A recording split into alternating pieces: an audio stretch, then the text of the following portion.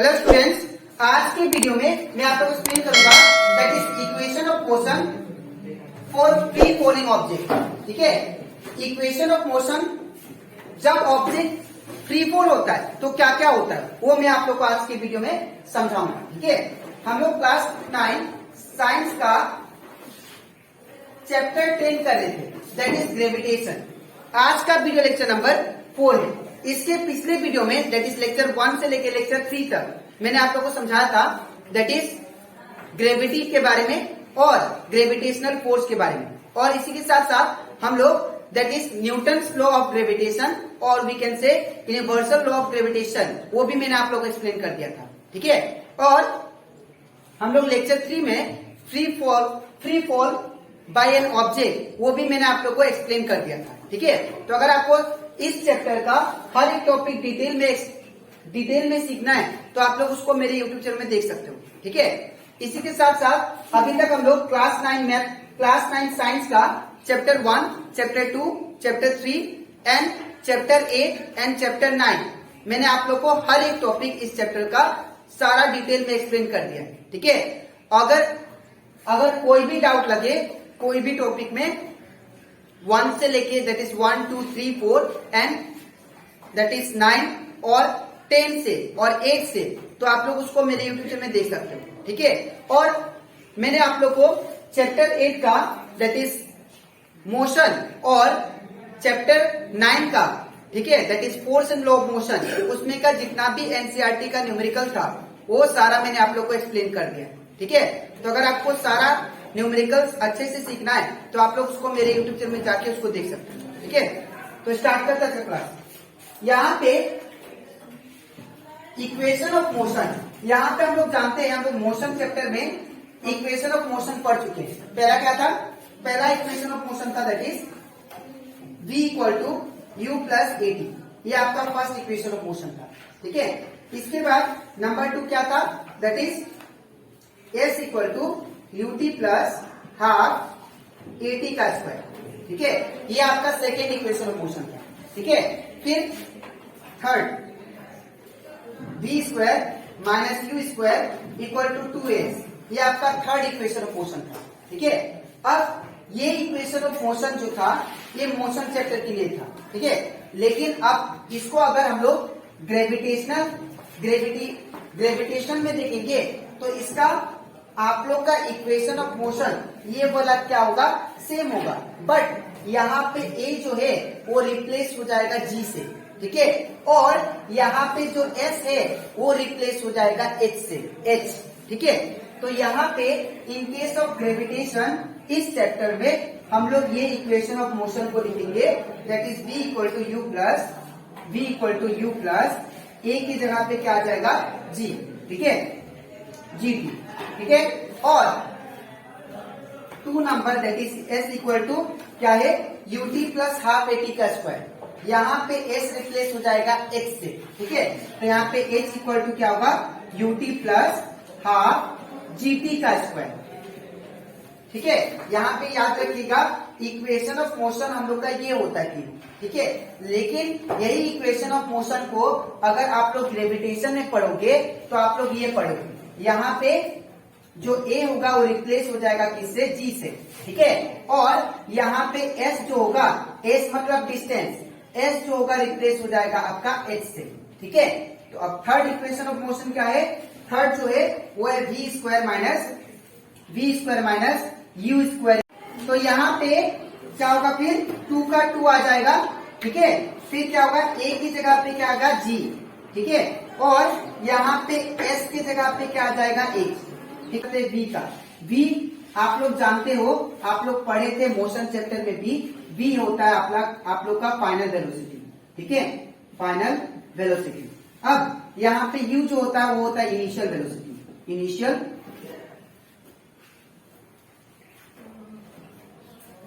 Initial velocity.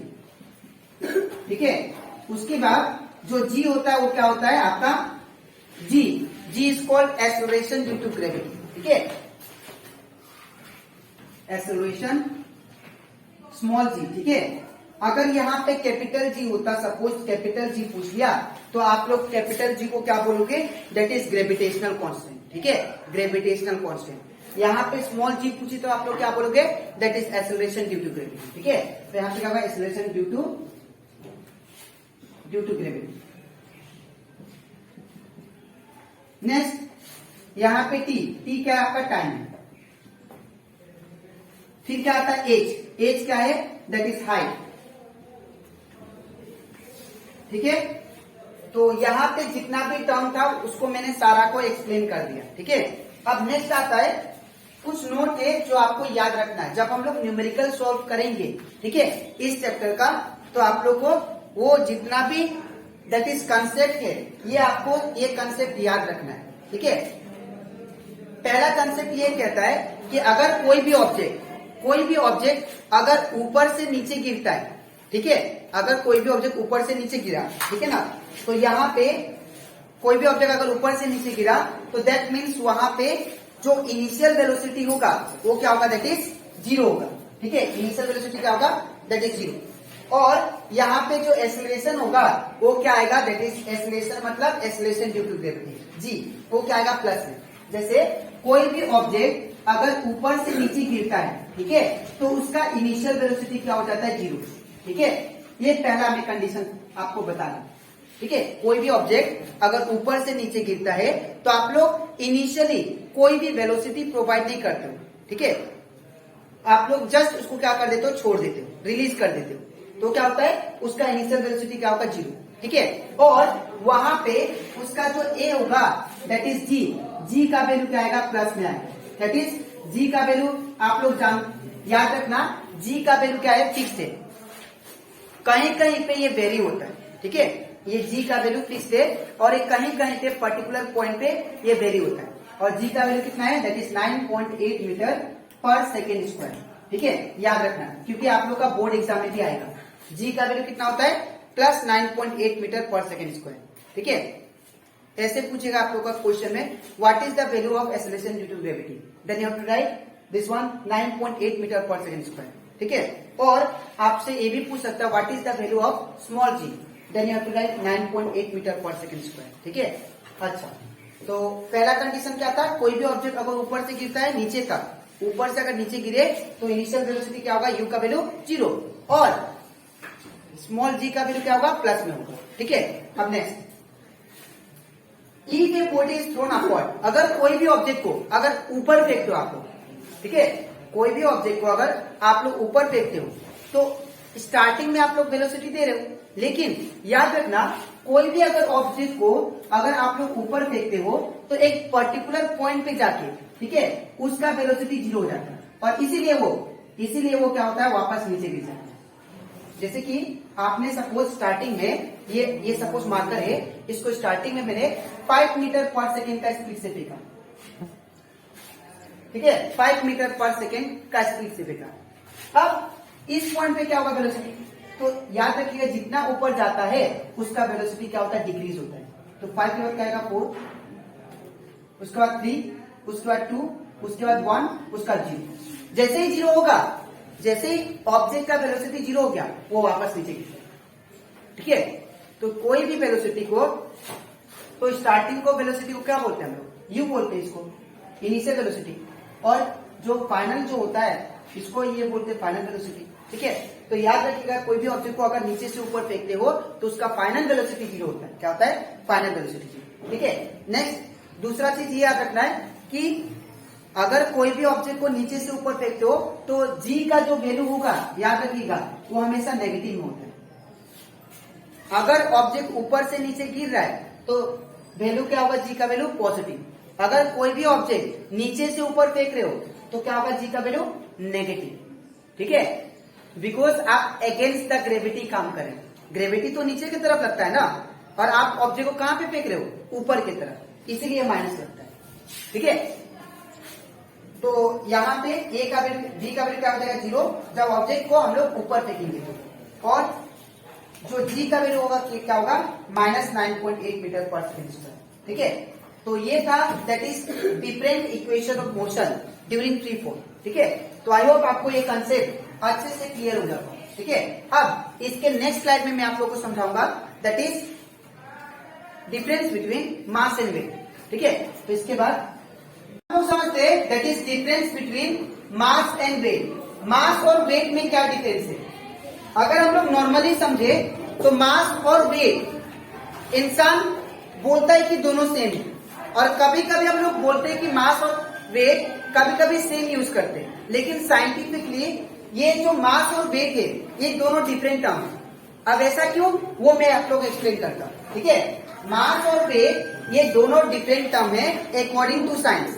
अब एक कैसे डिफरेंट है, कुछ पॉइंट्स मैंने लिखा है, वो प्रूव कर देगा कि मास और वेट ये दोनों अलग अलग चीजें, ठीक है। पहला पॉइंट पढ़ते हैं, it is quantity of matter content in a body. मतलब मास का मतलब कितना क्वांटिटी में मैटर प्रेजेंट है या एटम प्रेजेंट है, उसको हम लोग क्या बोलेंगे, उसका मास।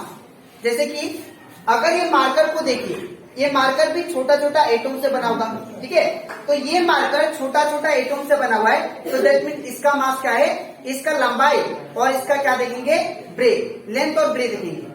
अगर इसका बात करें हम लोग बोर्ड का, ठीक है, तो ये बोर्ड का जो लेंथ है, जो लंबाई है और जो ब्रेथ होगा और जो बोल सकते हैं लेंथ होगा, वो क्या है, ज्यादा है as compare to this marker, ठीक है। इवन अगर ये बोर्ड का जो आपको बैक साइड दिखाई दे रहा है ब्लैक कलर का, ये बोर्ड का और ये बोर्ड का अगर कंपेयर करें तो आप लोग देखो इन दोनों में से किसका मास ज्यादा होगा, ठीक है। तो अगर इन दोनों को देखें तो इसका लेंथ क्या है, ये ब्लैक वाला बोर्ड का लेंथ ज्यादा है, ठीक है, और इसका ब्रेथ भी ज्यादा है as compare to this white board, ठीक है। तो इसका मतलब ये है कि इसमें ज्यादा नंबर ऑफ एटम प्रेजेंट है और ये ज्यादा मैटर से बना है। इन द सेम वे, और ये जो व्हाइट बोर्ड है ये कम मैटर से प्रेजेंट है।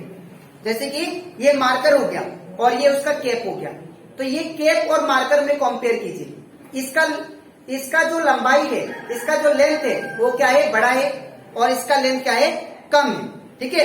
तो इसका मतलब इसका मास क्या है, ज्यादा है, बिकॉज ये बहुत ज्यादा एटम से बना हुआ है एज कम्पेयर टू ये कैप, ठीक है।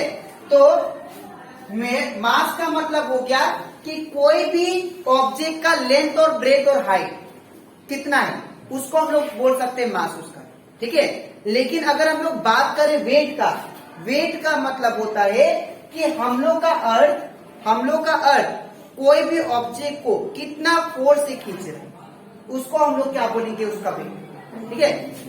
जैसे कि सपोज ये एक बॉल दे दिया और आपको ये एक बॉल दे दिया, ठीक है। तो अगर दोनों में से आपको अगर मैं बोलूं, ठीक है, कि इन दोनों में से वेट किसका ज्यादा होगा, ठीक है, वेट नहीं पहले मास देख लेता है, तो दोनों में से मास किसका ज्यादा होगा। तो यहाँ पे देखिए ये जो बॉल है इसमें क्या है, मैटर ज्यादा प्रेजेंट है या एटम ज्यादा प्रेजेंट है, ठीक है। और ये बॉल में क्या है, मैटर कम प्रेजेंट है या एटम कम प्रेजेंट है, इसीलिए दैट मीन इसका मास क्या होगा, ज्यादा होगा, ठीक है, as compare to this one. इसका मास क्या होगा, ज्यादा होगा as compare to this object, ठीक है। तो मास का मतलब उसका शेप देख के हम लोग बता सकते हैं किसका मास ज्यादा है, उसका लेंथ, ब्रेथ और हाइट देख के, ठीक है। अच्छा, अब बात करते हैं वेट का। अगर वेट को अगर देखिए तो वेट में हम लोग क्या करेंगे, इसको मेजर करेंगे विद द वेइंग मशीन, ठीक है। तो अगर इसको वेट किया तो मुझे मिला सपोज ये वाला ऑब्जेक्ट सपोज 2 kg का, ठीक है, और ये जो ऑब्जेक्ट मिला ये हमको कितना मिला, 5 kg का। अब ऐसा क्यों मिला, बिकॉज ये आपका स्टोन है, क्या है, ये आपका स्टोन है, ठीक है, और ये जो आपका है ये क्या है, दैट मीन सपोज ये कॉटन है, ठीक है। तो ये कॉटन, अगर कॉटन को देखे, कॉटन का बॉल ये तो बड़ा है, तो इसका मतलब मास में ज्यादा है, ठीक है, एज कम्पेयर टू स्टोन। लेकिन अगर वेट में देखे तो वेट किसका ज्यादा है, स्टोन का, बिकॉज इसको मैंने मेजर किया, वेइंग किया, ठीक है। तो ये पहला पॉइंट आपको ये समझाता है, ठीक है। मास अगर कोई भी पूछे तो आप लोग डायरेक्ट बोल देना कि कितना मैटर एक बॉडी में प्रेजेंट है, वो उसका मास हो गया। ठीक है, जैसे कि मैंने बोर्ड भी समझाया, ये जो ब्लैक बोर्ड है ये क्या है, बहुत बड़ा है as compare to white board. ठीक है, इसीलिए इसका मास आता है। ठीक है, और इसका मास कम। और वेट मेजर करना है तो आप लोग इसको क्या करना पड़ेगा, वेइंग मशीन के थ्रू आपको मेजर करना पड़ेगा। और एक बात है, वेट को हम लोग याद रखिएगा W से डिनोट करते हैं, और इसको कैसे मेजर करते हैं, W equal to mg formula होता है, that is mass multiply by acceleration due to gravity. और ये g का वैल्यू तो आपका फिक्स होता है, m इंटू क्या होगा 9.8। ठीक है, तो अगर आप लोग कोई किसी का भी वेट निकालना है, अगर किसी का भी वेट निकालना है तो आप लोग उसका मास को और उसका that is acceleration due to gravity को मल्टीप्लाई कर दो तो क्या आ जाएगा आपका वेट। ठीक है, नेक्स्ट अब बात करते हैं एसआई यूनिट। मास का जो एसआई यूनिट होता है वो किस में होता है, केजी में, किलोग्राम। ठीक है, और वेट का जो एसआई यूनिट होता है क्या होता है, न्यूटन।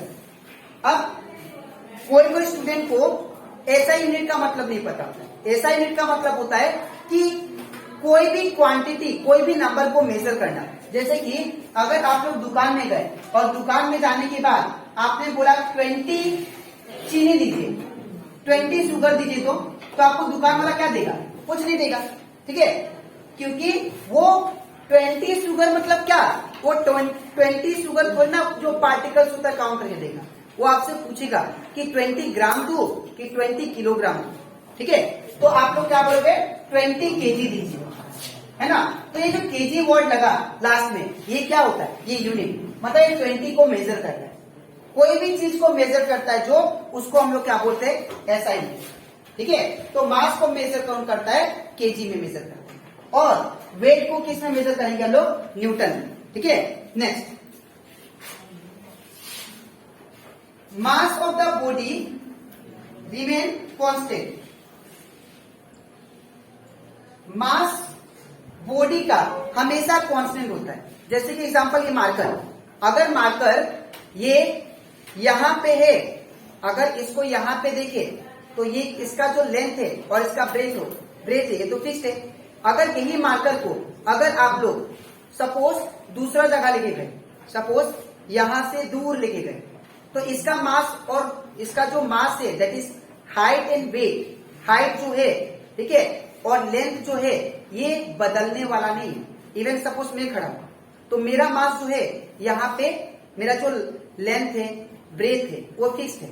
ठीक है, मैं यहाँ पे रहूं तो मास यही रहेगा, और सपोज चांद पे गया, मून पे गया तो भी मास सेम ही रहेगा। तो मास हमेशा कांस्टेंट होता है। अगर मार्कर ऐसा शेप दिखाई दे रहा है तो जरूरी नहीं कि अगर आप लोग इसको मून पे लेके जाओगे तो ये बड़ा हो जाएगा, ऐसा नहीं होता। ये मास क्या होता है, फिक्स होता है। ठीक है, चाहे वो आप अर्थ पे रहो, चाहे मून पे रहो, चाहे कहीं भी रहो, मास क्या होता है, हमेशा फिक्स। लेकिन वेट वेरी करता है। अगर सपोज मेरा वेट 55.5 है तो क्या पता यहां से अगर मैं 1, 2 या 5 किलोमीटर आगे जाऊं, ठीक है, तो वहां पे क्या पता मेरा वेट 55 केजी हो जाए। ठीक है, तो वेट क्या होता है, वेरी करता है, प्लेस के ऊपर डिपेंड करता है। ठीक है, यहाँ पे अलग है, कहीं और जाओगे तो अलग होगा, वो आपका क्या है, वेट वेरी कर रहा है, ना कि मास। ठीक है, नेक्स्ट है that is mass of a body is same on earth and moon. Mass जो होता है बॉडी का वो सेम होता है अर्थ में, मून में, जो मैंने आपको एक्सप्लेन किया। जो यहाँ पे अर्थ में ये क्या है, इसका मास ये दैट इज लेंथ इतना लंबा है, ब्रेथ इतना है। ठीक है, इतना, यही अगर मून पे लेके जाऊं उतना ही वेट, उतना ही उसका क्या होगा, मास होगा, फिक्स्ड होगा, बदल नहीं जाएगा। ठीक है, लेकिन weight of the body on moon is 1/6 of the mass of the body on earth. लेकिन वेट जो है ऑब्जेक्ट का मून पे वो क्या हो जाएगा, 1/6 हो जाएगा। ठीक है, 1 क्या हो जाएगा, 6। वो कैसे हो देगा, सपोज यहाँ पे आपका वेट 60 केजी है, ये कहाँ पे, अर्थ पे आपका वेट जो है वो क्या है, 60 केजी है, कहाँ पे, अर्थ पे। लेकिन अगर आप लोग मून पे लेके जाओ इसको, ठीक है, इसको अगर मून पे लेके जाओ तो इसका वेट क्या होगा, इसका वेट जो हो जाएगा वो हो जाएगा, उसको 6 से डिवाइड करना पड़ेगा। तो ये कितना रहेगा 60/6 इक्वल टू 10 kg। ठीक है, ये होता है, सॉरी 10 न्यूटन। अगर आपका वेट यहाँ पे 60 न्यूटन है तो यहाँ पे अर्थ पे तो 60 न्यूटन दिखाई दे रहा है, लेकिन अगर मून पे लेके जाओ तो आपको 6 से डिवाइड करना पड़ेगा। ठीक है, तो कितना हो जाएगा, दैट इज 10 न्यूटन। अगर किसी का वेट अर्थ पे 10 न्यूटन है तो मून पे कितना होगा, आप लोग 6 से डिवाइड कर दो, जो आएगा वो आपका that is weight on moon होगा। सपोज एक लड़का का दैट इज अर्थ पे 6 kg, सपोज 6 न्यूटन था। ठीक है, उसका जो वेट था एक लड़का का अर्थ पे 6 न्यूटन था, तो मून पे कितना होगा, बस आप लोग इसको 6 से डिवाइड कर दो तो कितना होगा 1 न्यूटन, मतलब मून पे कितना वेट हो जाएगा उसका 1 न्यूटन। ठीक है, तो ये जो कंसेप्ट है आप लोग याद रखिएगा। ये वाला लाइन बहुत इंपॉर्टेंट है, बिकॉज आप लोग का एग्जाम में पूछ सकता है कि अगर मान लीजिए कोई ऑब्जेक्ट है 600 kg का अर्थ पे, तो उसका मून पे कितना होगा, तो आप लोग 6 से डिवाइड कर दो, कितना आएगा 100 न्यूटन उसका वेट। ठीक है, next, mass of the body can never be zero. Mass कभी भी जीरो नहीं हो सकता, सिंपल बात है। ये मार्कर था अर्थ पे इसका शेप ऐसा दिखाई दे रहा है, तो मून पे थोड़ा ना ये डिकम्पोज हो जाएगा। ठीक है, ये मून पे थोड़े ना गायब हो जाएगा, ये तो गायब नहीं होगा, तो दैट मीन्स मास कभी भी जीरो नहीं हो सकता, लेकिन वेट जीरो हो सकता है। ठीक है, ये कहा जाता है दैट इज हमारे सेंटर ऑफ द अर्थ पे जो ग्रेविटी होता है वो जीरो लगता है। तो अगर ग्रेविटी जीरो लगता है, एक्सेलरेशन ड्यू टू ग्रेविटी अगर जीरो हो गया, ये जीरो हो गया जी का वैल्यू, तो वेट भी क्या होगा जीरो। ठीक है, तो याद रखिएगा सेंटर ऑफ द अर्थ पे हमारा वेट जो होता है वो जीरो हो जाता है। ठीक है, next, mass is a scalar quantity. Mass क्या होता है, स्केलर क्वांटिटी होता है। स्केलर क्वांटिटी मतलब जो सिर्फ जिसके पास सिर्फ मैग्नीट्यूड डायरेक्शन ना हो, ठीक है, उसको हम लोग क्या बोलते हैं, स्केलर क्वांटिटी। जिसके पास डायरेक्शन ना हो, सिर्फ मैग्नीट्यूड हो, मैग्नीट्यूड मतलब क्या, वैल्यू, इसको हम लोग बोलते हैं मैग्नीट्यूड। और यहाँ पे अगर मान लीजिए 20 kg नॉर्थ दे दिया, तो नॉर्थ, साउथ, वेस्ट, ईस्ट, ये आपको क्या बताता है, डायरेक्शन बताता है। ठीक है, अच्छा, next, weight is a vector quantity. Weight क्या है, वेक्टर क्वांटिटी। क्यों वेक्टर क्वांटिटी है, बिकॉज अगर आप लोग, ये आपका डायरेक्शन के ऊपर भी डिपेंड करता है। ठीक है, जैसे कि एक ऑब्जेक्ट है यहाँ पे आपने रखा, तो इसका जो वेट है क्या पता कम लगे, लेकिन अगर और ऊपर रखोगे तो क्या पता वेट और ज्यादा हो जाए। तो डायरेक्शन के ऊपर डिपेंड करता है, डायरेक्शन और मैग्नीट्यूड, इसीलिए वेक्टर। ठीक है, तो यहां से हम लोग मास और वेट को कंप्लीट कर लेते हैं। तो आई होप आपको ये कंसेप्ट अच्छे से क्लियर हो गया होगा। ठीक है, तो ये जो कंसेप्ट है आप लोग अच्छे से सीख लेना, बिकॉज आप लोग का बोर्ड एग्जाम में आ सकता है, what is the difference between mass and weight. ठीक है, तो आज के वीडियो में मैंने आप लोग को एक्सप्लेन किया that is equation of motion for free fall, और मैंने डिफरेंस बिटवीन मास और वेट होता है। ठीक है, तो आज के लिए इतना ही, मिलते हैं नेक्स्ट वीडियो में। तो थैंक यू।